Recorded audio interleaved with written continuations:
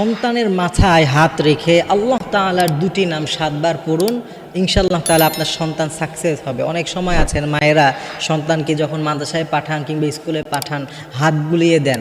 তো এই যখন আমরা হাত বুলিয়ে দেই আমরা কন্টিনিউ এই আমলটি করতে পারি। খুবই চমৎকার, একেবারে সহজ আমল। আমার বিশ্বাস যে সর্বোচ্চ 7 থেকে 10 সেকেন্ড সময় লাগবে এই আমলটি করতে, কিন্তু অত্যন্ত কার্যকরী।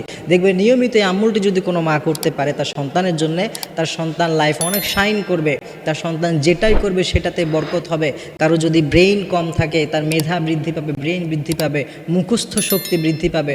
সব রকমের বালা মুসিবত থেকে আল্লাহ তাআলা সেই সন্তানকে হেফাজত করবে। সেটি হচ্ছে মা এবং বোনেরা তাদের সন্তানকে মাথায় হাত বুলিয়ে দিয়ে আল্লাহ দুটি নাম পড়বে, বলবে যে ইয়া আল্লাহু ইয়া বাররু। এতটুকুই আমল, ইয়া আল্লাহু ইয়া বাররু, এটা বলে সন্তানের মাথায় আমরা হাত বুলিয়ে দেব। যখনই সময় পাই কন্টিনিউ আমরা প্রতিদিন এই আমলটি নিয়মিত করতে থাকবো।